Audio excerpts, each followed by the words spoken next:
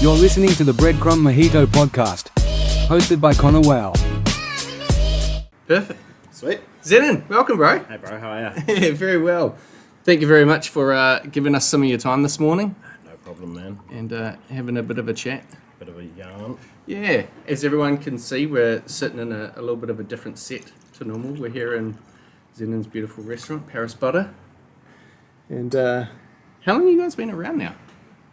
So we've been around 9 years. Paris Butter was originally started by Nick. You know Nick? I know of Nick. I've never met him personally. Yeah. So Nick Honeyman started Paris Butter. Just he kind of wanted a more casual kind of restaurant after doing fine dining for so long, and Paris Butter started off as traditional French bistro food. Hence the name Paris Butter. He wanted something that's really going to resonate with New Zealand and just kind of get the point across straight away. Yeah.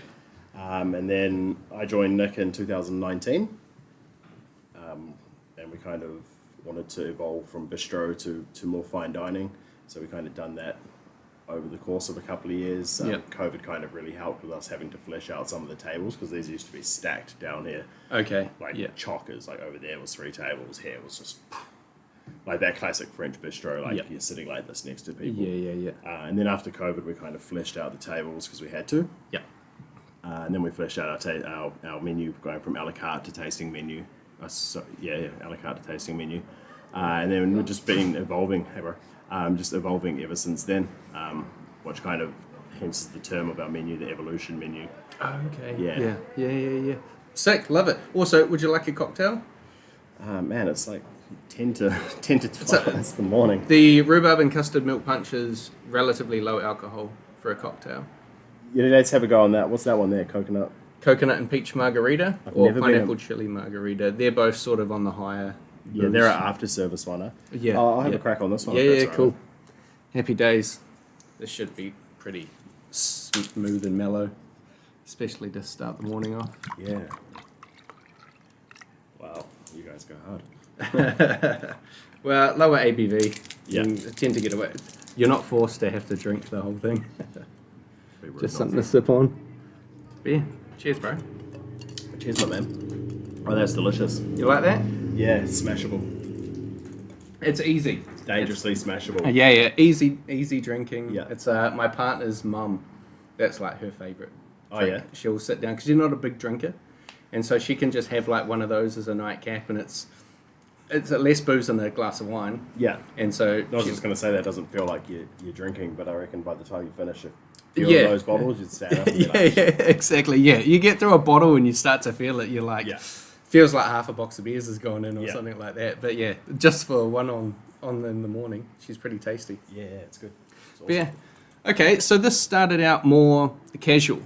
So casual, man. Yeah. So what? Sides of chips, all of that kind of stuff, a la carte menu. Yeah, wow. I think when Nick first opened, he was doing breakfast, lunch, and dinner, 7 days a week. Yeah. Just wow. mental. And it's, how many people were you seating in here? Because what's the current capacity? So I wasn't here when it first started. Okay. But Nick's told me stories that they would do like 160 covers over the day. Wow. It's solid. So right now, with the way we've got our table structured and all that kind of stuff, we do on a busy night 36 to 44 kind of thing. Yep. Depending on tables, like that table over there could be a 4 or it's a really nice 2 kind of thing. Yep. If we've got the back room full, that can be a full 12 packs or it might be 2 4. So depending on the booking structure. Yeah. But yeah, back in the day, like at any kind of one time, Nick was telling me they could squeeze 70 in here. Wow. Yeah, because they used to have tables out the front and stuff like that as well. So cause you don't do that anymore. I remember there used to be 2 leaners out there. Yeah, no, we still have the 2 leaners out there. That's just kind of like a Waiting room. Oh, the spot for the leaners. Yeah. But yeah, they used to do tables out there, and like these windows used to open right up. It was one of the first things when we transitioned from a la carte to tasting menu was we had to keep those windows closed because you can imagine you're sitting here, for example, and you're trying to have a tasting menu, and the windows are open and buses are going past. The guys next door have karaoke on. In summer it was just immensely hot, so the first kind of year we had them open, I was just like, it's not really a system. So we got the AC put in. Yeah. That was kind of an evolution moment. Yeah, I was going to say, and like, yeah, those are the things you kind of resist the expense after fitting out a restaurant. Yeah. You're like, let's just, get the tables and chairs and let's be able to get bums on seats. Yeah, and well, sort of focus on food. like the place was already set up kind of when I started, Yep. and then we kind of had the idea to go to tasting menu, and it was kind of just evolving the rest of the dining room to kind of fit the dream that we had. Yeah. So yeah, putting the AC in, putting the share curtains up to make it a bit more intimate, kind of those kind of little things. It does feel quite cozy with the curtains up, yeah. and it does feel like you're in a living room. Yeah, that's it. I mean, and all of this has happened over, I've been here 6 years now. The restaurant's been Paris Butter for 9. But all of this has happened over time. It's never just like let's just go burn through all this money. It's like, okay, well, we need the AC. How much is it going to cost? Yeah. When can we get it done by? Okay, cool. We need it done by summer. That gives us 4 months. Okay, cool. Let's put this money aside. Yeah. That's that. And then on to the next thing, Yeah. So it sounds like a really, a focused sort of budgeting process in order to keep evolving the restaurant to where the money's going to work best. Yeah, exactly. I mean, we're such a small restaurant, and we don't have big investors. So everything that we do and think about, we need to make sure it's going to work for the team as well. Like we can't have a champagne trolley in here as much as I'd love to. The dining room just isn't set up for it. There's stairs and stuff like that. So, okay, let's have stands instead of a trolley. Let's kind of find the workaround. Yeah, no way. It's quite cool. I didn't realize Paris Butter had been around for 9 years. Yeah, it's a pretty decent stint. It's been around for a hot minute. And then, so 2 years ago, Catherine and I brought into the business. Yes, okay. As business partners with Nick, because he's got Le Petit Lion in France. Yes. So originally Nick would do 6 months New Zealand, 6 months France. And then that kind of went from 7 to 5, and like that. Yeah. And then him and his wife had two little girls, and it's just a lot makes a lot more sense for them to kind of be based in France with the girls and stuff like that, so they're not pulling them out of school or all that kind of stuff. Yeah. And then Nick offered Catherine and I to buy into the business. We were looking at starting our own restaurant anyway, so it was kind of just like a beautiful situation for both parties. Yeah. No, that sounds good. And like say, you'd already been working here a bit, so you already know the lay of the land. You've already got your hands in all the pies. Yeah. So why not? Yeah, I mean, for those first kind of few years when Nick would go to France and come back, he'd give me just complete creative freedom. Yeah. So I got to do whatever I wanted. I was getting, custom ceramics made, changing the menu. Like, didn't have to run anything by him. He gave me complete creative freedom, which was so awesome. A lot of owners and stuff wouldn't do that. Yeah. But he obviously saw something in me, which is pretty nice. So, awesome. Yeah. That's great. Good work. Man, it's really cool. Yeah, because how long have you been cooking for now? 20, 22 years. 20 years, yeah. So a fairly long stint. It's straight out of school. Yeah, wow. Into a kitchen. Like literally straight out of school. Yeah. Got my leaving certificate signed on the way home. I was like, because I didn't tell my parents I was going to drop out. Yeah. And I was like, I knew what I wanted to do. And so I got my leaving certificate signed by all my teachers and stuff. And then on the way home, I was like, it's going to come across a lot better if I tell them that I've left school, but I've got a job. Yeah. So I walked into this little cafe out in Tarangi, out in West Auckland, and just said, hey, I need a job. I want to be a chef. And they told me to turn up at 8 o'clock the next morning. And I was like, yep, sweet. I asked them what I needed to bring. They said, just bring your knives. I didn't even have knives. I just have school. So I took one of Mum's Briscoe knives out of the kitchen. Yeah. Bro, this thing was like a spoon there. I turned up and these guys were just like, fuck, okay, you need some help. But they were amazing, and I still keep in contact with those guys at the moment. Yeah, great. They helped me get into culinary school. Yeah. They took me knife shopping. They nurtured me in that first little bit. And then after a year working with them, they used their contacts to get me into better restaurants and stuff. So that's awesome. Yeah, it was really, really nice. Yeah, that's a cool little origin story. How old were you? 18 yet? 16. 16. The day I turned 16. Yeah, wow. Boom. Straight out. Yeah. Knew what you wanted to do. Knew what I wanted to do, bro. Knew school wasn't hanging around. It was just not. It was just wasting time. Yeah. Yeah. So what sort of... Do you remember the first things you learnt how to cook? when you're at the cafe? Yeah, bro, definitely. The very, very first thing was the egg Benedict that they used to do on like a potato hash. Okay, Man, yeah. it was just grating so many potatoes, grating so many potatoes, learning how to make a hollandaise properly, all of this kind of stuff. So I was learning all of that before I'd even started going to culinary school. Yeah, yeah. So I turned up at culinary school and I already had like, not a huge base knowledge, but I knew what a hollandaise was. I knew what a bechamel was, like, so it kind of gave me a step up, I think. Yeah, you're kind of already halfway through the first year walking in. Yeah. It was epic. Yeah, sick. So what did, when you get to culinary school, how do they teach you what are the finer aspects of cooking? Because I mean, there is, like you say, like knowing all your sort of bases on how to produce stuff, but there's a lot of it like knife skills and all of that. So when I started, and this is going back a little bit, but when I started, it was, your basic knife skills, so your Brenoir, all that kind of stuff, your julienne, learning all of that stuff. Then learning your basic like mother sauces and your basic stocks, all that kind of stuff. Like just giving you a fundamental knowledge of all of those things, and they all help in some way in the real world because you've got a little bit of knowledge about it. Yep. But chicken stock, for example, how we learned to make it in school. Every single restaurant I've ever worked in does a chicken stock different. Yeah. And I guess when you transition from a chicken to like a beef stock. Yeah. The fundamentals of it are the same. Yeah. You got bones and offcuts and you got your bones, you got your mirepoix, you got you're roasting them or doing a white stock and not roasting, the fundamentals are still the same. Yeah, so like when I think about that in translation to like the cocktails, you have like your holy trinity, your spirit, your citrus, and your sugar. Yeah. And they are the base of thousands of different drinks, and so Yeah. your cooking is the same sort of evolution as that. Pretty much, bro. Yeah. Nice. So how long was culinary school? 3 years? What was it? Yeah, it was about, I think for me it was about 2.5. Mm-hmm. But I was working full time plus going to school. So I'd go to school in the morning, working full time at night. So it was almost like I was getting double the knowledge kind of thing. So I remember I'd done my first 2 years at Auckland Hotel and Chef Training School in Newmarket, which isn't there anymore. And then my level 3 I'd done at AUT. My tutors had kind of told me, like, go do your level 3 at AUT, it's got better facilities, blah, blah, blah. So, I was going to uni, which was cool.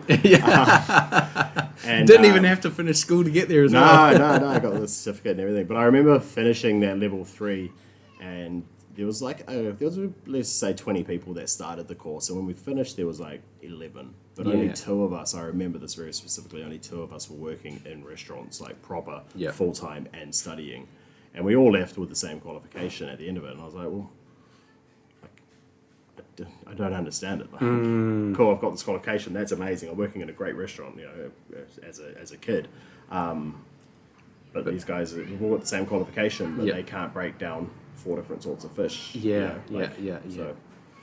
Where's the seesaw? Sitting, really. Yeah. I just always found that really, really weird. Because it's not like when I moved to Australia and I learnt about their apprentice system and how that works. It kind of just made a lot more sense because leaving school at that time, I had mates leaving school to go do a builder's apprenticeship, plumbing apprenticeship, all that kind of stuff, and it'd be year 1, 2, 3, 4. But for cooking, it just wasn't like that, and it's still not in New Zealand, which is really sad. So, after culinary school, is that when you went to Oz? No, so I stayed around for another couple of years, working down at like Euro with like Simon Galt and stuff like back in the day. Yeah, wow. So you got into some high-end restaurants real early in the piece. Yeah. So I was really lucky. So the boys that I worked with at the cafe, they had come from really good restaurants. Okay. And they were, I guess they were young. They were kind of just wanting to do their own thing, and so we used to do like the cafe menu in the daytime and then the fancy menu at night, and they were the ones who kind of helped me get into. There was a restaurant called Rice back in the day. With Amanda Morris, she was my head chef. So I'd done like a year and a bit with her, and then worked at Euro with Simon for a little bit, and then from there I went overseas. Yeah, cool. Awesome. Man, I was like 18 on the sauce section at Euro. I thought I was the shit. Honestly. And then we went to Australia and just got humbled. Yeah. Where'd you go in Oz? So first we went to Sydney. So I was working at like Tet Sawyer's and like these really high-end restaurants, and really, really humbling. Yeah. Yeah. Yeah. It's a different beast in It Australia. was proper fine dining. Yeah. Yeah. Proper. Yeah. So how does for anyone that's listening that doesn't know, what does proper fine dining mean compared to what we know as fine dining in New Zealand so far? Well, I think fine dining has changed over the years. It's kind of become a lot more less stiff. I mean, there's still those stiff 3-star places through Europe and that kind of stuff, that do that kind of really stiff service. Yeah, all white jackets. Commie waiters, everything. Yeah. Yeah. I think fine dining now is a lot more relaxed, if that makes sense. Yeah. So the environment's a bit more casual. Mm-hmm. The level of service and stuff is still there. Yeah.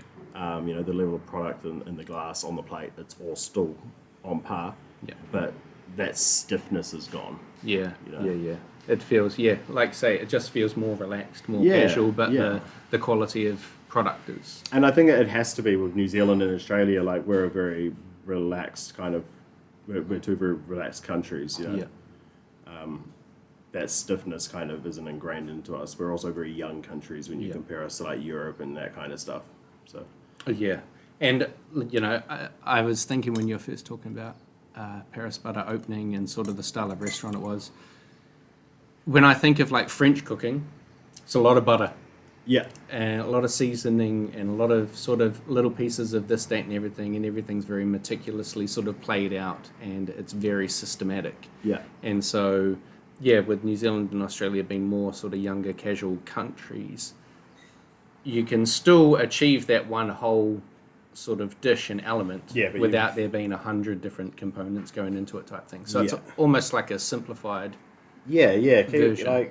What I've kind of learned as Kiwis, they still like the bells and whistles, and they like to know how things are done, Yeah.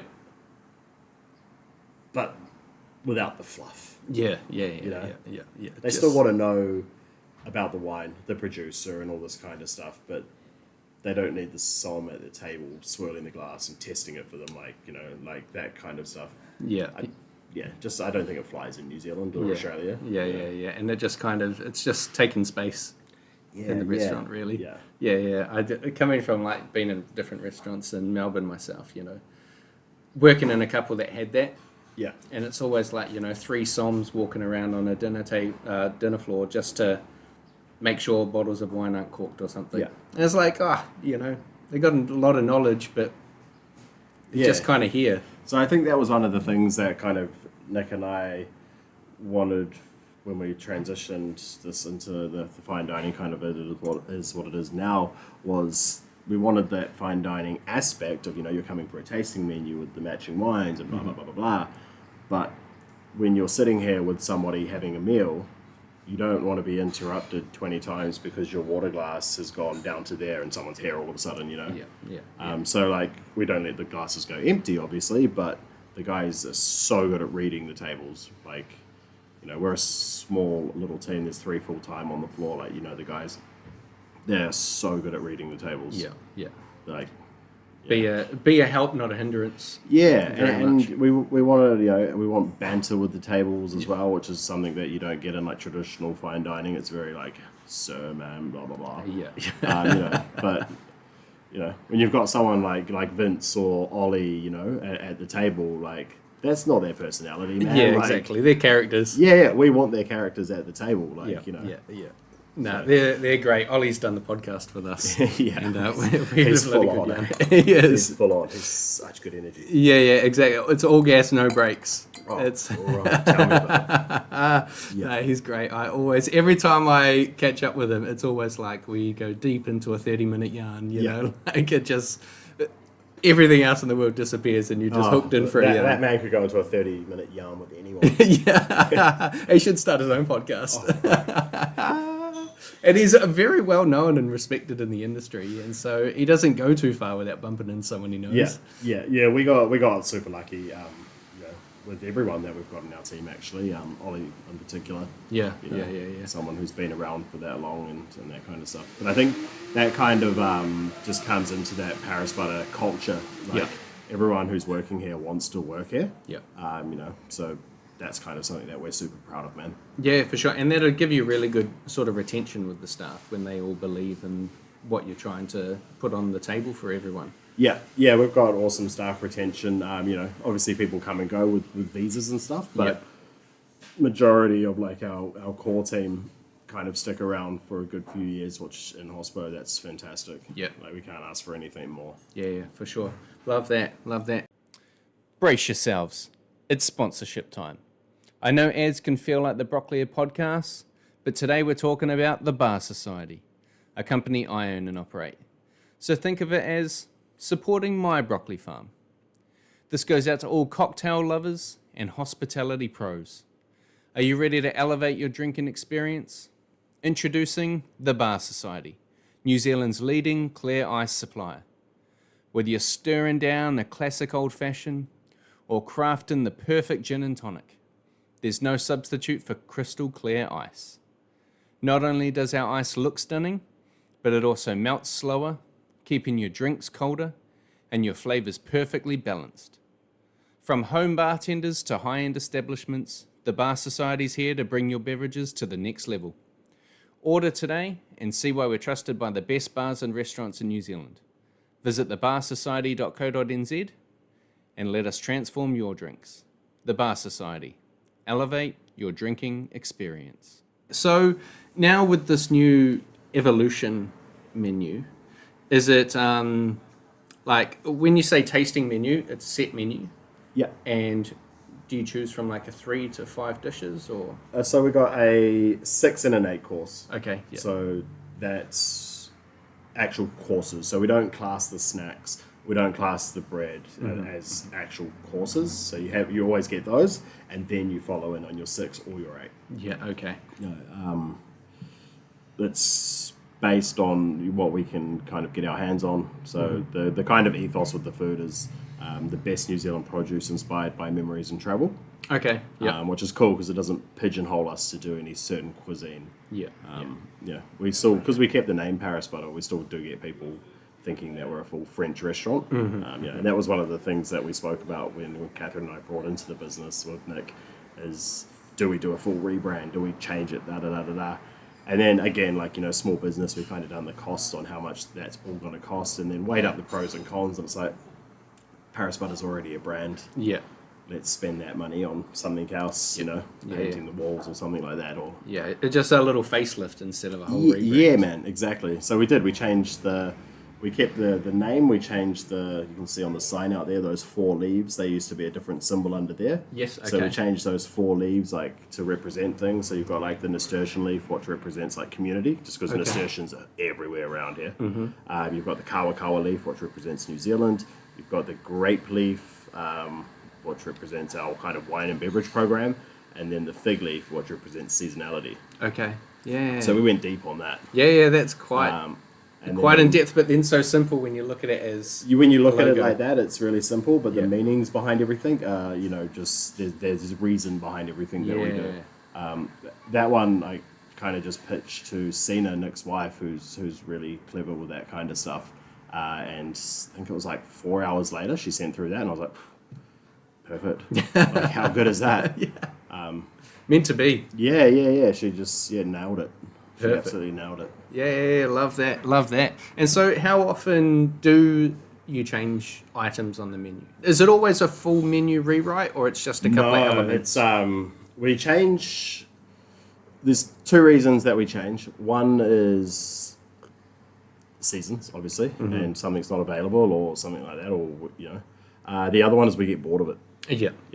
When you're just doing a tasting menu, there's on the 8-course menu, we've got 40 booked tonight, so you're seeing the same dish like 40 times. So after like a month of kind of seeing that, you kind of, let's change it up. And it might be a small change. It might just be, okay, let's change the sauce on it, or it might be this is out of season now, let's rework the whole dish. So like Liam and I, we're always talking, okay, cool, when's this miso going to be ready? Let's use that on that. This garam's going to be ready.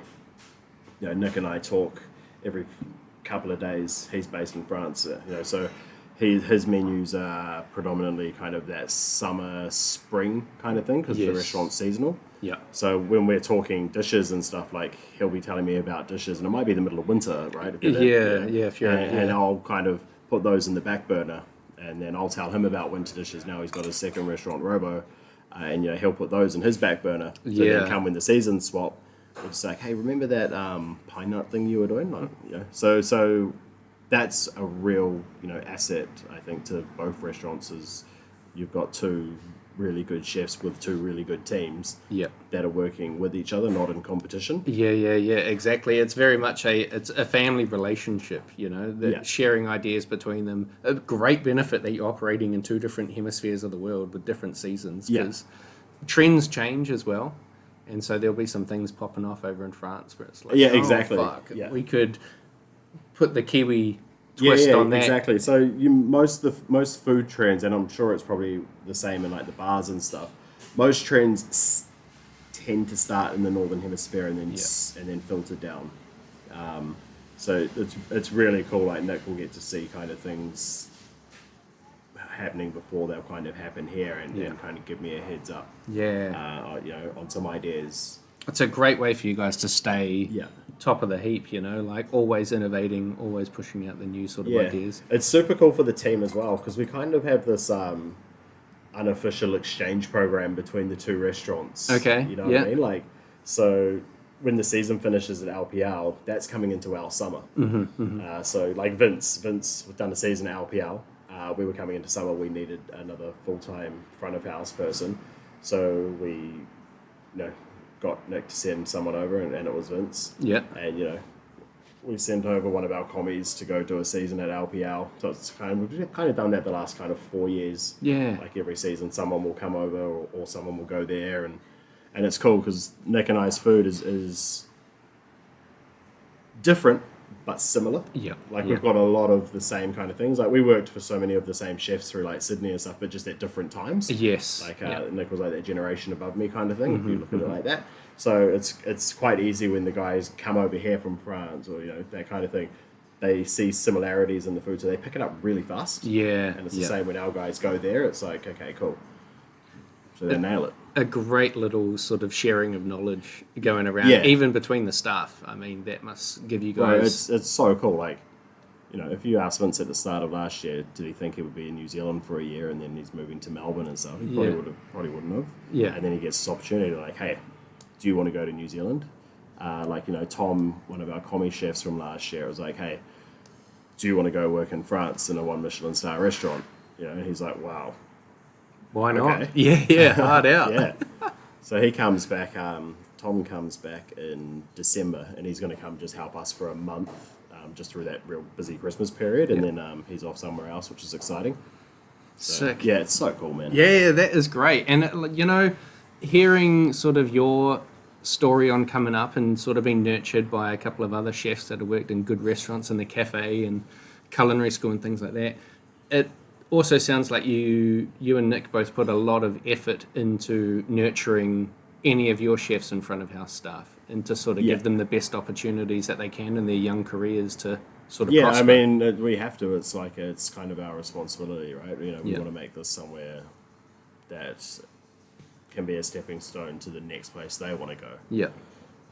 Whether it's to go into a fancier restaurant overseas, or whether it's for them to give fine dining a try for the first time. And we've had chefs who have come in and been like, hey, I've never done fine dining. I've worked in these places, which are good places, but I've never actually done like a full tasting menu. And we've given them a shot, and might only work out 3 months, and they're like, hey, I don't think this is for me, but that's cool. But then others stick around for a long time, and then go overseas and work with Nick and come back. And so it's kind of our responsibility, and we're such a small team that everyone has to get along. Everyone has to want to be here. For whatever reason that might be. Yeah, no, that's cool. I love that. Yeah. So over the years, over 22 years of a chefing career, what are some massive changes that you've noticed in terms of what goes on in the kitchen or in a restaurant? A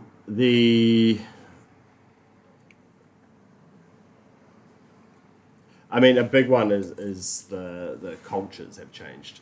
Okay. dramatically. When I was coming up in the kitchen, like it was those old school yelling kind of kitchens. You're working 100-hour weeks, Yeah. kind of thing. Like Very old school Gordon Ramsay sort of My Kitchen Rules. Yes. you're like yeah. It was you just showed up and did your job. Yeah. You know, Yeah. that was it. You showed up and did your jobs. Like Yeah. we were starting at 7 a.m, finishing at 1 because that's how long the job took. Yeah. That was it. We showed up to do a job. We're all part of the team. That was the goal. But these days that can't happen. Yeah. So there's more of a. Would you call it more of a respectful nature, a more respectful culture? Yeah, definitely. It's you've just got to be, I think, a little bit smarter with how you operate these days. Yeah. You've got to create your menu so it can be done in the allocated prep time with the team that you've got. Yeah. You've got to look at, there's no point, we're a small team of 4. There's no point me having an ego dish on that takes one chef 6 hours to prep. Yeah. Because that's just not cost effective for us. Yeah. Yeah. Do you know what I mean? We don't have like a big stagiaire culture in New Zealand. Stagiaire. So like when you're a young chef and stuff, you'd go to like Europe or somewhere like wherever and work essentially for free Yeah. Okay. to gain experience, Yeah. right? Yeah. You're there to learn, okay? And you know that when you sign up, Yeah. but that's kind of really frowned upon now. So in New Zealand, that culture kind of never really took off. Yeah. Okay. But a lot of like these amazing, massive restaurants, the famous ones, they have a team probably bigger than their actual team of people working for free who are there picking the individual, flowers and the little this and this and this. And one person's job is to make sure that everything in this glass sits upright so the tart can go on it. And man, in New Zealand, you can't do that if you're paying someone minimum wage or whatever by the hour. Yeah, it blows the cost Right, out massively. Yeah, it's just not realistic. Yeah, for sure. And so that is, I mean, if it's quite good that culture never sort of took off in New Zealand at all, because it's been able to set a precedent. I can imagine if that was a thing, and then it got cut out. Yes and no. You can't put a hourly price on creativity, right? Yeah. We work in a creative industry. Yeah. If you want to work with the best, then you got to make sacrifices, So I think if you're the young chef and you're going to go stage at Noma, you go in with the mindset of I'm doing this for 6 months to maybe potentially get a job or to open another door. Yes. Yeah. Like what you're getting yourself in for. Yeah. It's not like I applied for a job, I turned up and they didn't pay me for 3 months. Yeah. Do you know what I mean? Like. Yeah, there's like say you know what you're getting into. Yeah. Yeah. Like you want to go work in the best bars and stuff, like you've got to be willing to polish some glasses for free to see how they do things behind the scenes. Yeah. You've always got to look for that little gateway, Yeah. that little opening. Yeah, whether it's doing dishes or whatever. Yeah, exactly. Yeah. For sure. That was thinking about it, that was my first ever hospo job. Washing dishes in the back of a restaurant. Yeah, I mean, that's how pretty much everyone kind of started, man. It was like dishes or like in a small cafe or bar backs or something like that, like just how it was. Yeah. And you'd always end up working for free in some way, shape or form. Yeah. Like I remember when I was young, so I was at school and then I'd work after, and then I'd finish school at 3, but my roster wouldn't say to start till 5. I'd go straight from school to work. Yeah. Because I wanted to use that 2 hours to learn how to do something on a different section, or chef would say, "Hey, I'll come in 2 hours early and I'll order some fish and we'll break them down together." Yeah. That's cool. That's really cool. Just like say, trying to really seize the moment, every opportunity for learning to sort of grow, and I guess that's something that's really only ever gets taken on by people that it's going to be a career for them. Exactly, yeah. If you're dead set about this being your career, then in your kind of younger days, you've got no problem swapping time for knowledge. Yeah, for sure. Yeah. For sure. The money's an afterthought. Yeah. You got to learn how to cook first. Yeah. Before you can be worth the money, essentially. Exactly, right? Yeah, for sure. So, what were the first sort of things that you learnt how to do that were like really fascinating? When I think about it in terms of bars, Yeah. there's people that like sours, and so they meticulously work at making the perfect sort of sour at all times, or the perfect martini, and you kind of focus on something, milk punch maybe even. Yeah. People do a lot of milk punches and that sort of. They can do all the other drinks, but they have like a technique or a style that they focus on. What has been a technique or style that you've focused on? I get hyper fixated on things. Okay. Like for instance, like when I was working at like Tetsuya's, like a Japanese restaurant in Sydney, there was Three Hats. I was hyper focused for that year and a half just on Japanese. That was it. Boom, boom, boom, boom, boom. Yeah. And I moved to Melbourne and I wanted to learn more about like Chinese and Cantonese kind of flavors to kind of broaden my palate and you know my knowledge on what to do with certain things. Yeah. So I went and worked at Spice Temple Ah, solely for the fact to learn Cantonese food. no shit. We Yeah. worked at the same place. Oh, really? I was the bar manager for Spice Temple for 2.5 years, and then went up to assistant restaurant manager. Oh, Buzzy. Yeah. Yeah, so I was there in, I want to say like 2012. Okay. Yeah. Around then? Yeah. I would have only just moved to Melbourne. Yeah. I think I moved in 2011. Yeah, so Ben Pollard was running the kitchen. Yeah. And Scottish Josh was the sous chef. Yeah. But yeah, it was purely, I worked there just to purely learn Cantonese flavors, you know, and that's reflective in my cooking now. Like Yep. I don't do full Cantonese dishes, but I use different things to season, you know. and- Yeah. Interesting. That's Yeah, it's that's real small busy. world. Yeah, Yeah. for sure. It's really, really cool. I mean, it's a great spot Yeah. there with Spice Temple, Rockpool, Rosetta. It was All of crazy. It this. was really good. It Yeah. was really good, and it was cool because it wasn't traditional fine dining, which I'd done before that. Yeah. So it was something completely new for me, like learning how to cook on a wok and all this kind of stuff. Yeah. right? Was the kitchen fully set up with all the induction wok cooks Yeah, at that yeah, stage? yeah. Because that was quite new tech when they it put was that in. wild. Yeah. Yeah. No, learning how to fold all the dumplings out the back with the old ladies and stuff. Yeah. It was cool, man. They watching them do it with the meat cleaver, Right. like cleave. Yeah. Yeah. Yeah. Machines. Yeah, Machines. exactly. Yeah. No, that was always. I always thoroughly enjoyed doing that when I was like stock take day. Yeah. I'll just like chill in there. I'll be counting some stock that's in the fridge or freezer and watching them make dumplings and just machine them out. It was But great. yeah, that was a real fascinating place to work because prior to that, I'd kind of done like, you know, in Australia, like fancy fine dining, you know, like all these different 2 and 3 hat places, and then Spice Temple was just completely left field. And I mean, it's a beast. You know, you're looking at seating between 100 and 150 people. Yeah, we'd do lunch like and dinner. like 300 covers a day. Yeah.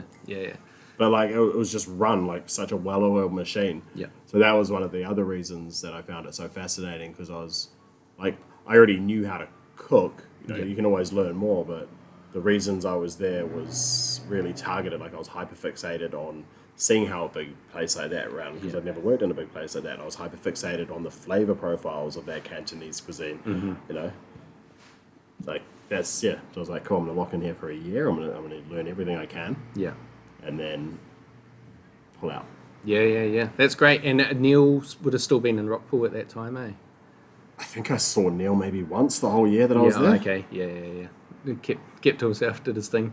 I did my thing. He done his thing, and I was just a little like chef de party, bro. He didn't. Yeah. I think he might have said hi to me once. So I don't know, man. Yeah. Everyone's doing their own thing, eh? Yeah, And yeah. you just talk to the people you need to talk to. Bro, and that's it. get on with Yeah. it.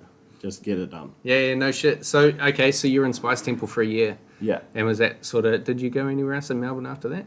So I was at a couple of little places in Melbourne. So I was at my first ever job in Melbourne was at Cumulus when that very very first opened.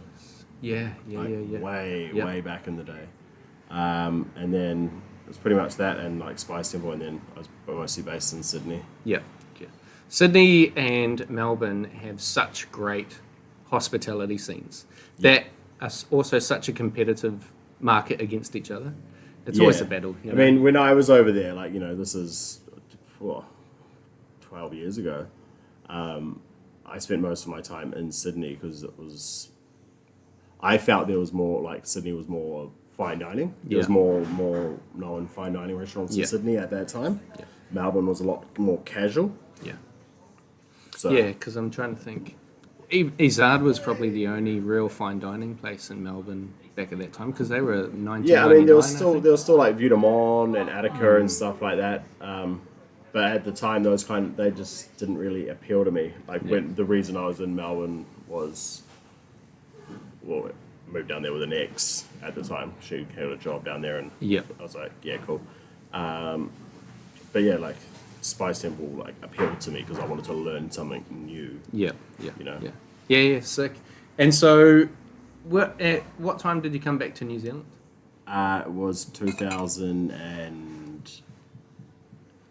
end of 2017, and then I met Catherine. Then we took a year, 9 months off, and went and travelled, and then came back, and that's when I started with Nick. Yeah, cool, easy. So, spent a year travelling. 9 months. 9 months travelling. Yeah. We went. We actually got to dine at 34 of the world 50 best restaurants. Really? Fuck, it was mental. Fuck. That is cool. Yeah, it was really, really cool. I'd only met Catherine a couple of months before that, and we kind of met and we started hanging out, and then she was going overseas, and then I ended up following her and proposing in the south of France, man. Oh wow! Yeah. How romantic. Yeah, it's a pretty cool story. Yeah, okay. And then we travelled around for 9 months, came back to New Zealand, and we're actually at Hong Kong airport waiting for a connecting flight to go to Japan. And Japan was our last stop before we came back. And we had like a 4-hour layover, and I was just scrolling through, doom scrolling as you do. Yeah. And I was like, shit, I should start looking for a job. So I was kind of just having a nosy. And then that's when I saw Nick was looking for a sous chef. And I was like, I'd never eaten at Paris Butter before then. I knew Nick through mutual friends in Sydney. Like I said, we both were there kind of at different times and had a couple of mutual friends. And Catherine had actually eaten here and really, really rated it. And she was like, you should go work there. The food's really good. Like at least it's something when you get back. So I've shot Nick a message, sent him my CV, and he was like, holy shit, you worked here, I worked here, you worked here, I worked here, you worked here, I worked here. Yeah.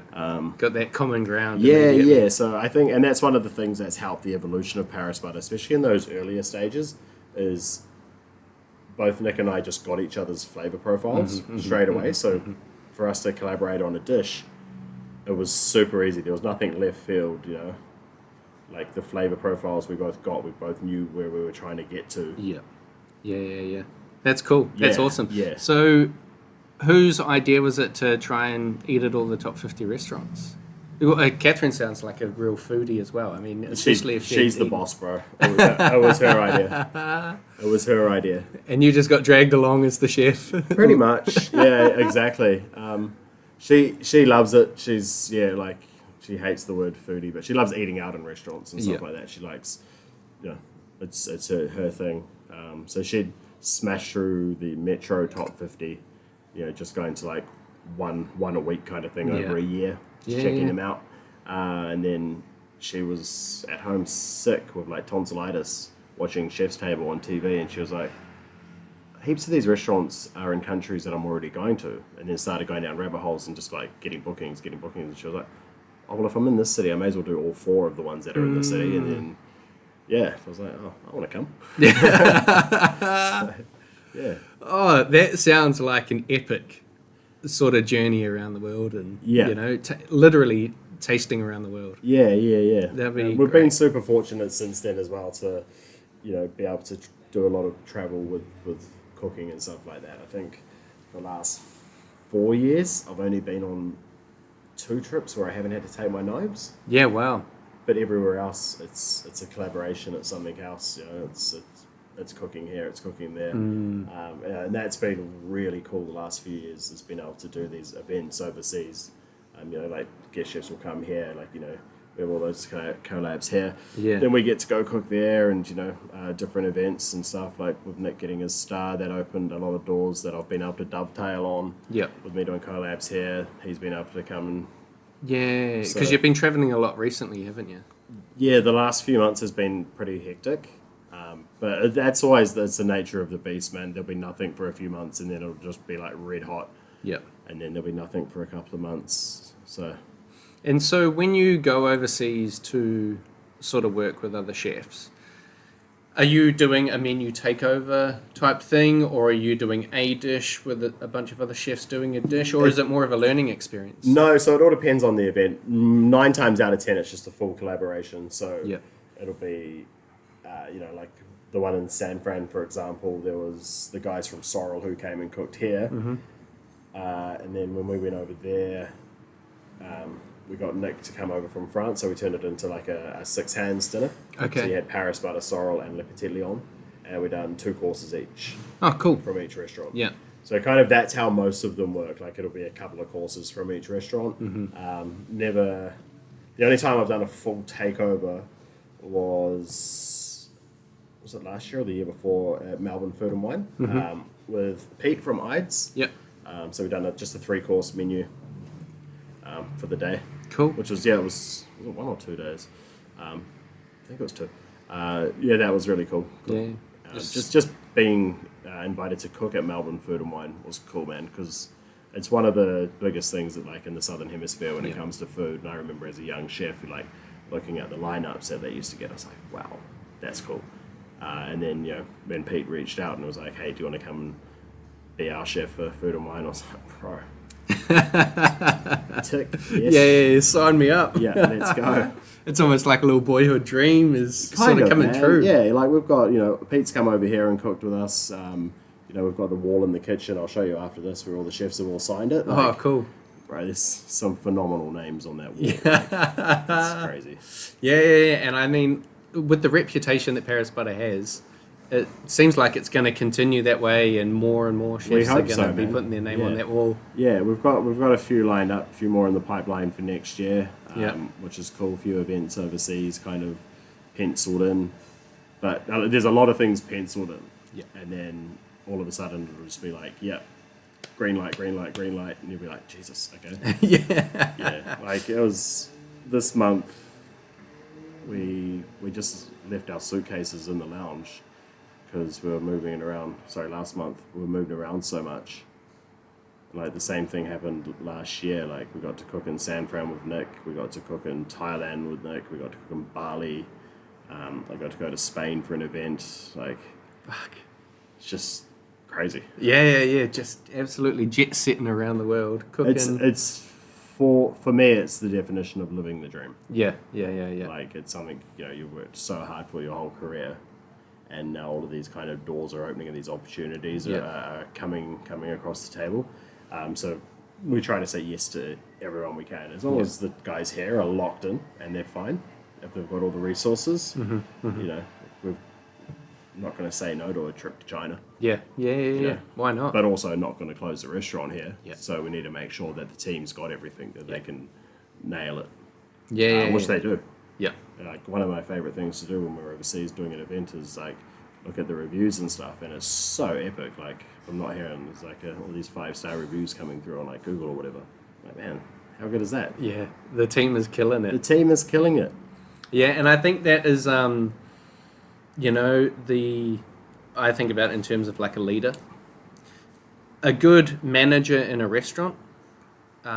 If they're really good at what they do, they typically have a quiet night themselves. Yeah. Because they don't need to be putting out a lot of fires because they've trained their team well enough to be able to put out those fires and deal with them themselves. Yeah. And so the same goes for you in the kitchen, Exactly. If you can step away for 3 weeks and everything runs seamlessly and you get a whole bunch of 5-star reviews, it's a testament to the type of leadership that you put into the kitchen and the training and confidence that you have in everyone. Yeah. I mean, like I said, we're such a small team that everyone's just got each other's backs. Yeah. It's crazy. Like we run all of the food. The guys on the floor, they clear all the tables and we'll meet them halfway and grab the plates off them so they can get back into the dining room and do what they're best at. Every so often I'll polish the cutlery. I did it yesterday. To free these guys up an extra 20 minutes in their day to do something else. Yeah. Yeah, it's very much the definition of all hands on deck and many hands make light work. Yeah. You know, we're all working together for the same goal. Yeah, I mean, really. And when you've got an awesome team, like, our team, they're just the fucking best people, man. Yeah. Like everyone is just here for Paris butter. Yeah. Which is really kind of humbling and yeah, it's fucking cool. Yeah, for sure. Love that, bro. I love that. What are your plans for Paris butter in the future? Oh man, how long we got? As long as you need. Bro, I've got so many different ideas. Heaps. Like the next thing that we're gonna do is get the curtains redone because I think they'd be nicer, a darker shade of grey.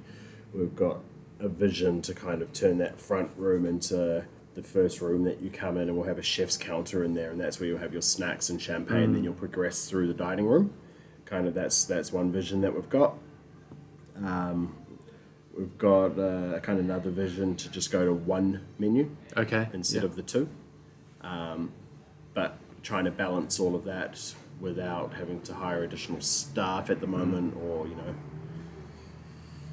if we're going to lose that front room, then that's 4 tables. Like that's a lot of revenue over a year. So how do we justify that also without hiking our menu prices up too much? Because I think one of the really nice things about Paris butter is we're at the higher end, of course. Like we are. There's you can't deny that we are expensive for a lot of people.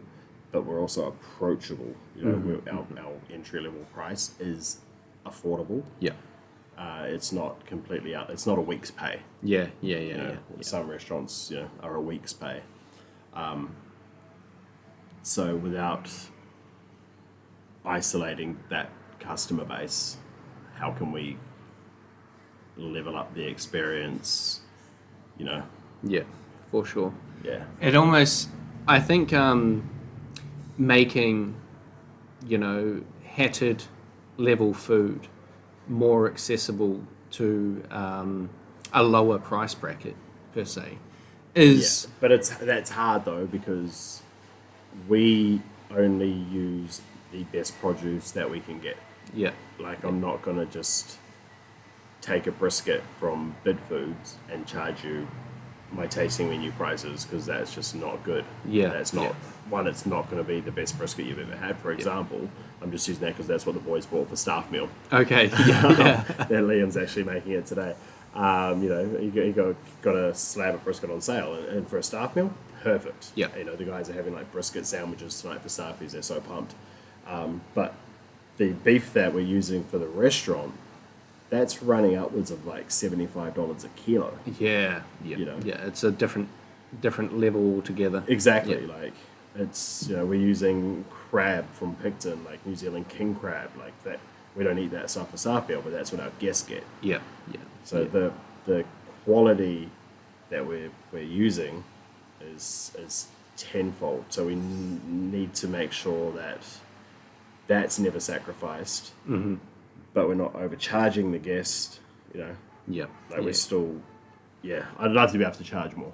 Yeah. Everyone would, but I'm not going to sacrifice the quality of product we're doing just to make an extra fucking $100 a week or something. Yeah, for sure. But I like that there's even an effort to try and make it still accessible, because the more people that get to try the food, their expectation of what food should be then gets passed on to other venues, and it's rising tides lift all boats kind of idea. Exactly, man. Like we're using on our main on the beef course at the moment, we're using like white asparagus. Yeah, white asparagus is like 5 times the price of green asparagus. I could use green asparagus but the white asparagus is for this dish is so much better. Yeah. What makes it better? So to make it white, they grow it in tunnels where it doesn't get sunlight. Exactly. Correct? So it gets no sunlight. It's just a lot more sweeter. It's got I'll give you some when we're going. It's sweeter. It's got a slightly nuttier undertones. So for what we're doing at the moment, it's perfect. Like we still do use a little bit of green asparagus on one of the snacks at the moment, but the main showstopper, apart from the beef on that main course, is that white asparagus cooked in like a yeast butter. It's great. Looking at your face, like describe it. It's like Oh, like when mouth starts to water. Whenever we prep it and stuff, like man, we probably eat a couple. It's good. But not for staff meal. No. And that makes me think of like the amount of effort and energy that goes into finding suppliers that are going to give you the quality of produce that you need. Is it a lot of very personal relationships? Yeah, a lot of personal relationships for sure, and it's something that we've again built over the years, kind of thing. Like working with at Bar Society, the guys from Dreamview down in Ragland, they are doing the best dairy in New Zealand, like the best milk, the best cream. Yeah. There's no doubt about it. Yeah. They approached us. They walked in it one day with some samples and were like, "Hey, we're this small family company, blah blah blah." I like tasted it and I was like, "Send the credit forms. Let's go. This is the best stuff I've had." Wow. We just recently had a meeting with the guys from Picton who are doing all the crab and stuff, and they're a small family, small family business, so we support them. We've got heaps of little connections like that. Then we've also got Megan from Element Foods. I'm not sure if you're familiar with her. I never met Megan before, no. She's fantastic. She's kind of like the ultimate middleman between the chefs and the farms. Okay, yeah. New Zealand's small, but it's huge. Like I can't drive to the Hawke's Bay on my days off. I don't to see an apple. I just don't have the time for it. Yeah. So Megan comes into play with those kind of things, and she works out deals, with these smaller farms and suppliers, and sends us the email on a Sunday night of what's available. And so there's like quite a few chefs around Auckland will use her as that kind of ambassador. That chef ambassador is kind of a good way to put her. And she always comes through with the goods, which is amazing. That's great. And a lot of those like producers that she's working with, are probably most likely growing produce that isn't, for example, bid food. Yeah. Sort of mass produced. Yeah. Here's 3,000 tons of it. They're these small little guys, Yeah. These small little guys. Everything's handpicked and sort of all that sort of jazz. Yeah, like a good example of that is I reached out to Megan. I was like, look, I want to use the New Zealand olive oil that no one else is using. Okay. And she's like, shit, that's going to be hard. And she's like, actually, give me a week. Okay. And she came back to us and she's like, I've got this guy up in Monganui. He's doing olive oil. He's going to come down on Tuesday and bring you some olive oil to taste. Because I wanted something that when we serve, we do like the bread with like the 3 different condiments, and one of them is always in New Zealand olive oil. And I wanted something that someone wouldn't see at Farrow, or something that's got a story and a point of difference. And so this guy came down with all of these amazing olive oils, and Liam and I sat down and we went through it all. Heard the story, tried them all, and they were all okay. They were all okay. They were all different, like presses and this and that and that.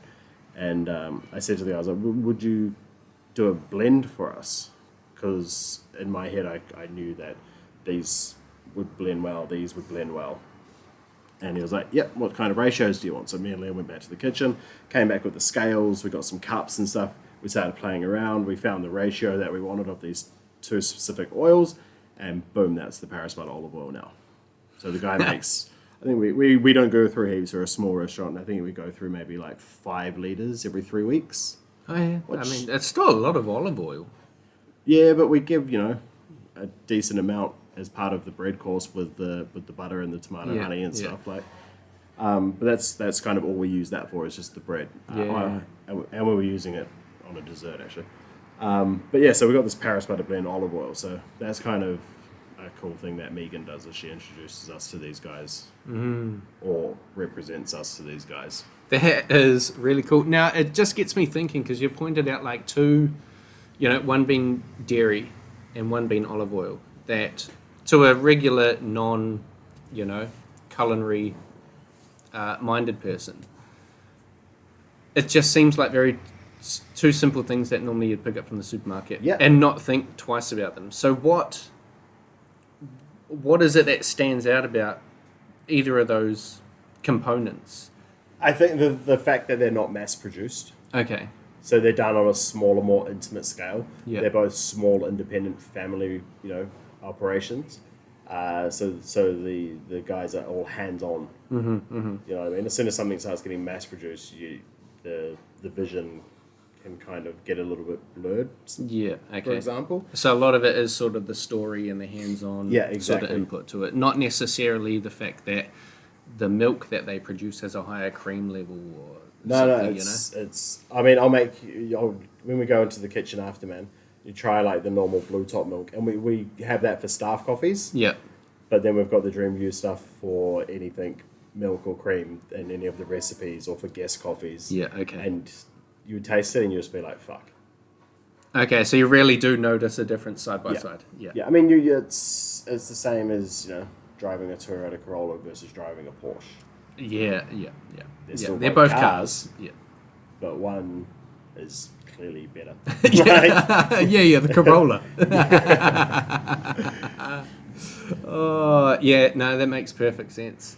Because, I think, like, olive oil, like, it's not even something that I've even really... Well, and to a lot of people, it's an afterthought. Yeah, But then every single little thing at Paris Butter has a thought and a reason. Yeah. Right down to the olive oil, right down to the way we've got the tables set up, Yeah. Everything has a thought and a reason, because we know someone's going to touch it, we know someone's going to do this.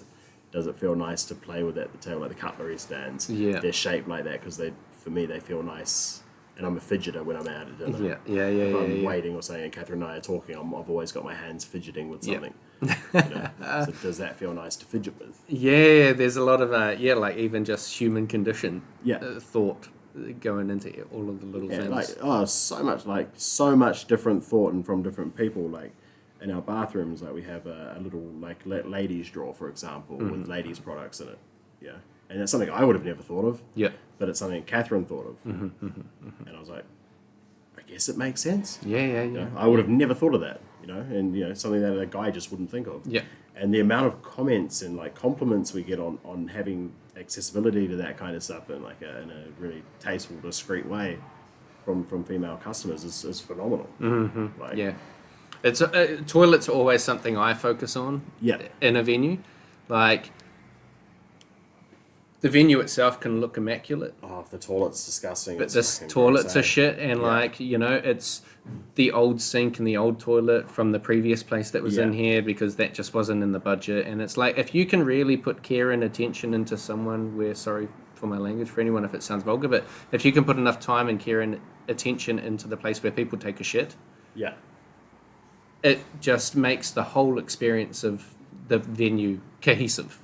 Exactly. Everything, So I'd say, is meaningful. Bathrooms, like one of the things that we're really big on here, and me especially, and the guys will tell you, is the bathroom checks. Yeah. Every 30 minutes, bathroom checks. Yeah. They're checking the toilet paper levels. We don't like the toilet paper. It's a little anal thing, but we don't like the toilet paper to get down too low because it just looks shit. Yeah. The hand towels, making sure there's enough of the hand towels there.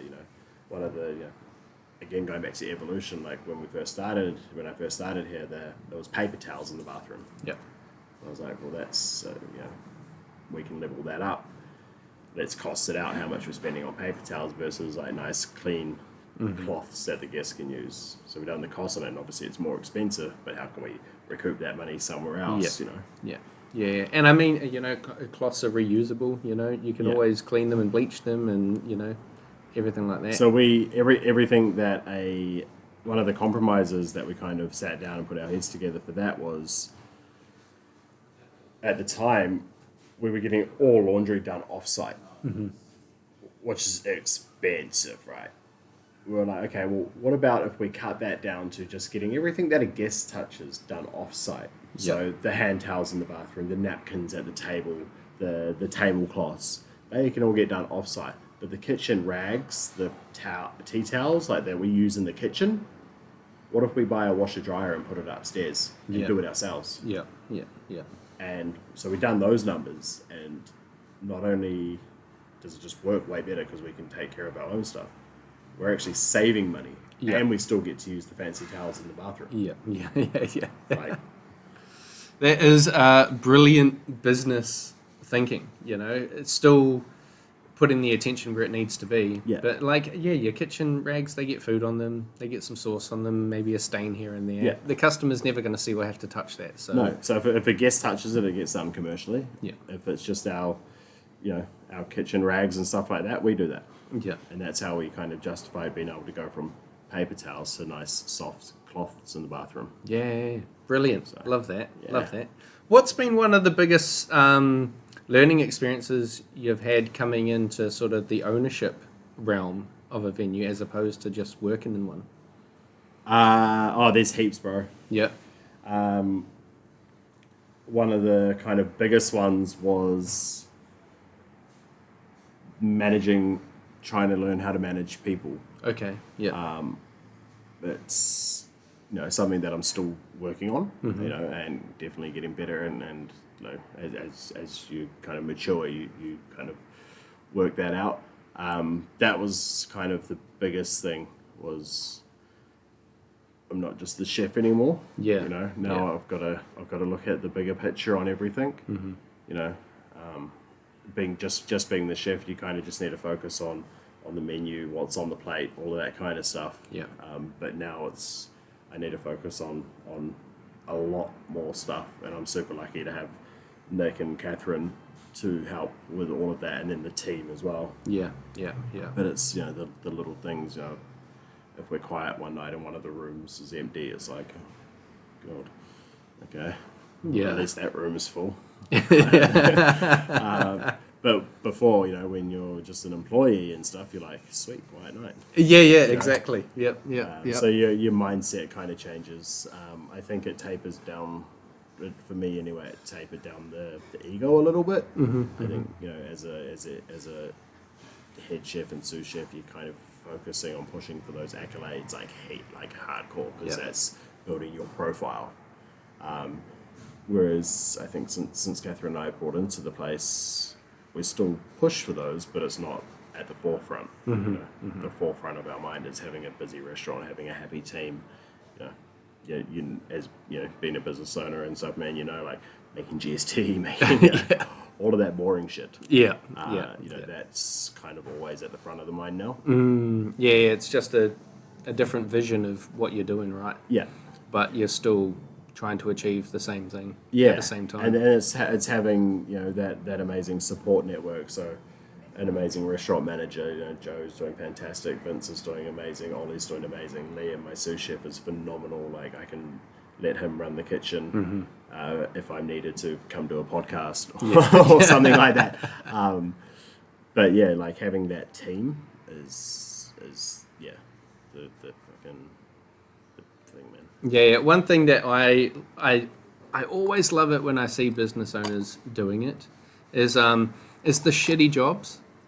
Yeah. Like, I've had this conversation with a couple of different sort of like bar owners and managers, and it's always like you always want to see the boss take the rubbish out every now and again, or clean the toilet every now and again, and just let you know that we're all part of the same team. Yeah. And there might be a hierarchy in terms of what our roles and responsibilities are, but at the end of the day, it's our responsibility as a whole to make sure everything's done. Yeah. And so when I came in early this morning to set up, and you're in the back, and polishing sort of the extraction fans and getting the cleaning out of the way and everything before people get in there to do prep. It's something that it's very much like the chef in me is kind of like I see the guys like doing deep clean, and I might be doing an interview for a position in the restaurant or something, and I can hear them like deep cleaning, and I'm like, I get that itch kind of thing.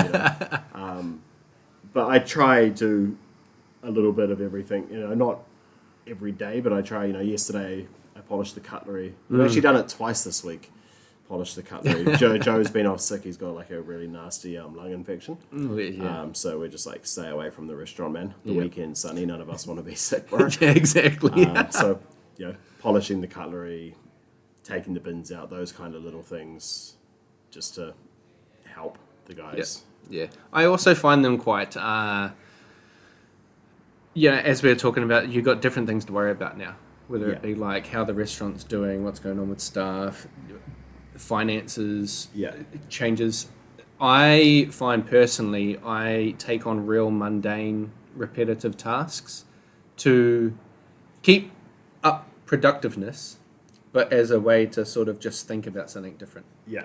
I think polishing the cutlery is a perfect idea. Is a good one for that. Yeah, you can just sit there and think, and you're still getting something done that really needs to be done, but you have just the mental freedom to think about how it's going to evolve, or like maybe you're sitting in the restaurant as you're polishing cutlery and you look around and like, oh, that picture's crooked.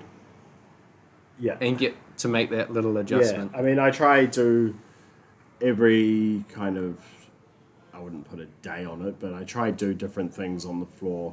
You know, one week, you know, it might be polishing the cutlery twice. Yeah. And then I find myself thinking, this takes ages. Yeah. Like, because, you know, sometimes it's easy to watch the guys polish cutlery and be like, fuck, man, you've been doing that half an hour. Yeah. And then you do it yourself and you're like, man, this actually takes ages. Yeah, and I've spent 45 minutes on it. Yeah, exactly. Like, your half an hour is actually good. And then you start, you know, like I was just thinking yesterday, I was like, there must be a faster way we can do this. Like, this like, we've still got to polish it, you know, that's just how we do it. But there must be a better system. So, like, I'm going to order, like, some more stands so the kitchen hands at night can organize it so that whoever's polishing it can go bang all the knives, because at the moment it's like you've got to sort through it and all this kind of stuff. You know, but like little things like sweeping the front of the restaurant, dusting the sills at the front of the restaurant, and you start looking and you're like, oh, okay, that needs to be touched up, that can be this, or why do we have that? Or hey, that light bulb's not working. Or, You got to be aware of all those things, because those little things are what when they start slipping, everything else follows it, I believe. But it's also, you know, like, it's my responsibility to make sure that those, like, the guys can point things out to me and, hey, chef, this isn't working, or this isn't working. Yeah. But it's my responsibility to make sure that it gets fixed, or they've got the resources to be able to go get it fixed or fix it themselves, or, you know. Yeah. What's, we're sort of coming to the end of our session now. So we always finish on the breadcrumb mojito moment. Yeah. But I just had the thought of, like, what is less of a breadcrumb mojito moment? What is the biggest sort of challenge that has come up? That sort of, I'm trying to, like, speak out the thought as I'm having it. Yeah. But like, I just think of, like, every now and again in bars we would have something disastrously go wrong, like a fridge breaks. Yeah. Right before service and things like that, and you're quickly juggling and trying to find workarounds, and all the team is all hands on deck. Have you had any moments like that where something's died right before service? Oh, bro, yeah. In this building? Heaps, man, heaps. We've had the fridges blow out. I mean, I think it was 2 years ago, the day we were booked in for our food and safety inspection. Yeah. I think it was like the lady was coming at 12, and at 10:30 our fucking walk-in call room shat itself. Just like nothing. It just died, and I'm like, what the hell? Like, she's gonna walk in and just see this cupboard. It's not a fridge anymore. It's still cold, but it's, you know, that's just not gonna fly. So we're trying to, like, ring around and get someone up here on the fly. And we couldn't get anyone here, like, that day because it was such short notice. So we kind of turned it off, turned it on, turned it off, turned it on, turned it off, turned it on. And we turned it on, and we got it going again, but it had already peaked to, like, fucking 15 degrees. Yeah. And this lady's, like, walked through the door. So I'm like, Jesus Christ, like, I'm just going to be honest with her. Yeah. This is what's happened. You know, I can send you the report from the guy who's coming out tomorrow morning, and she was, you know, we sent her the report and she was really fine with it. You know, but we've had other nights where I think there was a car crash up here and someone crashed into one of the power boxes on, like, a Friday night, full restaurant, lights out in the whole block. And we're just like, well, we cook on gas, so we can still cook. Yeah. Let's light some candles. There was me and our old restaurant manager, Ben. We put our phones up in the chandeliers with the torches on. Yeah. A couple of the other guys, Tony, our landlord, came with some headlamps that we, like, taped up there, and we just had to make do. Like, it was a full restaurant. You know? Man, that's some Kiwi ingenuity there. Yeah, we had to. And then we couldn't take payments either because the FPOS was down. So it was, you know, lucky when people made their bookings, they give us all of their details, all that kind of stuff. So the next day, we just, like, had to call them, and, you know, everyone was super, super awesome and supportive and paid their bills. Yeah, those little things make it quite nerve-wracking, eh? Yeah, I hope everyone comes through and Well, it's just having a game plan and being able to think on your feet. Yeah. Like, you have to. Yeah. Like, we've only got a small kind of window that we can kind of make money, right? From 5:30 till 10. That's when we're open. Yeah. The lights might be on because we're here prepping, but there's no revenue coming in. Yeah. Yeah. So when that small window clicks in, that's where we have to make our bank. Yeah. Like, Yeah. it's as simple as that. Yeah. And so, get out the candles. Bro, get out the candles. Go hard. Everyone turn your phones on. Fucking, let's go. But I mean, tables, they enjoyed it. They, especially the ones that were already here when the lights turned off, were like, ooh, Yeah. And I think the ones that are here when the lights turn off, they really want to see you guys pull it together. Yeah, it almost adds at the table entertainment. Bro, they want to see the success story, you Yeah. know, like, oh, okay, these guys still going to deliver. Yeah. And, we're lucky that in the kitchen we're all gas. Yeah. Apart from the fridges and freezers, but it was only a couple of hours. But again, that added to the stress of that, because it's like, shit, if this doesn't come on before we go home, I cannot go home until this comes in. Yeah. So I got a couple of mates who are sparky, so I'm like, I called them and I was like, hey, if I call you at 11 o'clock, how quickly can you get a generator here? And they're like, fuck, I'm going to wait till 11 o'clock for your phone call. I was like, can you? Yeah, okay. That's happened a couple of times at other restaurants I've worked at. Like, you've had to get generators until Victor sorts this shit out. Yeah. We've done the same thing with when we had power outage and our freezers go out. Oh, bro, yeah, because that's your bread and butter, right? It's your ice. It's the whole business. Yeah. If no freezer, there's no money at all. Game over. Yeah, game over. Have you ever come in and the freezer's turned off overnight? And twice. And one of them I was real lucky. I came in on a Saturday. Yeah. And my standard rule is, because there's no one normally in on a Saturday, Sunday, I pop in and out. I have the podcast stuff there and things like that. That everything gets packed into poly boxes. Yeah. That's in the freezer, because even just when ice sits out, the fan will deform them, because it's, even though it's ice, it's still water. It still wants to move and sag and things like that. And so everything was packed away, which was real lucky. And we had like 50 big blocks in there. And so they kept the bottom of the freezer below freezing, but you could feel the top starting to warm up. And I was like, fuck, that was a real close one. so if you didn't go in there on the Saturday, you wouldn't have gone until Monday? Yeah. And it would have just been... Would have lost everything. And not only that, it would have been a massive cleanup job, because we had like 150 kilo blocks in there that all would have melted as well. All of sort of the raw ice. It would have been like an absolute disaster. So that happened once at our new facility. Yeah. A transformer had gone out. Someone had had a car accident, and the whole sort of subdivision that we're in had gone down. And so that was real lucky, and I just called the people and I was like, what's the go? When the fuck's power coming on? And they said it was going to be about 3 hours. And I was like, okay, I think I can get away. But all of our towers of poly boxes that were stacked high, I put them all down on the ground, because, cold air sits at the ground. So I was like, that's just going to buy me like maybe another hour until they get this transformer. And luckily they had it up and running in about an hour and a half, 2 hours. I was like, it's safe. We'll get it cooled down. The only time, the power's gone out here, it has been at night, which has been okay. And it's always only been for, I guess, because we're so close to the city, it's always only been for a few hours. Yeah. But it's still that like, shit, what if, So that's, after the power went out, those couple of nights, I was like, okay, from now on, blanket rule is we have backups of all the ice creams and stuff in the bar freezer, because they're two different kind of things. So backups of everything in the bar freezer in case something does happen. Now we've bought a blast chiller, which is cool. So if we come in and the freezer's turned off, or someone's not, whatever, if it's not working, then we've got the blast freezer that we can remake all the ice creams and have them set, kind of thing. So learn from experience, Yeah. That's brilliant. Yeah. Love it. So anyway, breadcrumb mojito moment time.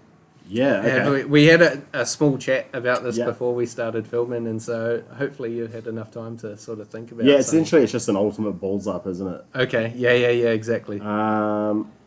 There's definitely been a few. One of the ones I find still quite funny, and the chefs I was working with didn't find it funny at the time was when I was working at Mumafuku in Sydney. So this place had just opened, 3 hats off the bat, David Chang, like fucking, all the bells and whistles, the fanciest kitchen. I'd never, apart from like induction woks and stuff like that at Spice Temple and that, I've never really like done much with induction, like that kind of thing. And where my section was, there was the induction up the top, and I thought it was turned off. Like, I genuinely thought it was turned off. And we had the fridges underneath, and I was taking the doors out of the fridges to clean my fridge, after service. And I put it up on top of the induction, and the induction wasn't turned off. So I'm in there cleaning, I'm like, the fuck is that smell? I come up, and everyone's cleaning around, no one's like seen what I've done. And I've gone, oh fuck. Turn the induction off, turn the fridge door, like beautiful like metal fridge door, turned it over, and it's just gone warped and like turned that weird blue. Yeah. And as I've done that, chef's seen it and just fucking gone bananas, bro. Just bananas. Like, oh. Yeah, I can imagine that was quite a... Ruthless. Ruthless. That's the old school mentality, right? Yeah, but I was like, fuck, what can I do? Yeah. I'm sorry. I'm genuinely really sorry. I do feel shit. Yeah. But yeah, it was like, and I think it was because it was such a brand new kitchen, and it was like the fit out was just stupid what they spent on it. So that fridge door, been open a week, you've gone in there and fucked the fridge doors. Yeah. That fridge door would have been like the fucking price of a car, I'd imagine. Like, just stupid, yeah. Oh, and I'm guessing you just had to put it back on, and that's it. what your section looked like for the time you were there. Exactly, bro. Yeah. I was lucky it wasn't a customer-facing thing. Like, it was on the only person who could see it with the chefs who were on that section. But it was just the... Yeah. Oh, fun. Yeah, I bet it became, after that moment, it was checking the cooktops off. It was like the number one thing at the top of your mind. Man, like, I still swear that it was off. And I still swear that I had turned it off and someone had fucking stitched me up. That's how I justified it to myself. But like, induction's so savage, man. You can just have it like turn just that little bit and it's fucking game on. Yeah. Because it's not necessarily heating an element or producing heat. It's working with the metal that whatever your cooking surface is. Right. Yeah. And so it's, from my understanding, it's like vibrating the particles to generate heat by the pan itself. Yeah, and it just fucking wasted this fridge door. Oh, that's crazy. Well, yeah, that's a big balls up. Yeah. Live and learn, eh? That's it, man. Yeah. But yeah, perfect. Anyway, I think that's us. We're about an hour and a half in. Oh, wow. Jesus. Good. Yeah, time flies when you're having fun. Thank you very much, bro. Hey, no worries, man. Appreciate the time. Appreciate you letting us use the space. All good, my man. And we were going to have Joe in earlier, but because he's out with the flu, I'm going to have a chat to him in the next couple of weeks. Sweet. And we'll get up and... Yeah, absolutely. Just from him as well. Let Joe know when you want to come in, man. But yeah, the space is always yours, brother. Yeah, appreciate it. Thank you. See you, everyone. Thanks, good stuff, bro. Hey, no worries. Give you that. That's it for this week's episode of the Breadcrumb Mojito podcast. Follow us on Spotify, YouTube, Instagram and TikTok at the Breadcrumb Mojito podcast and look out for next week's episode.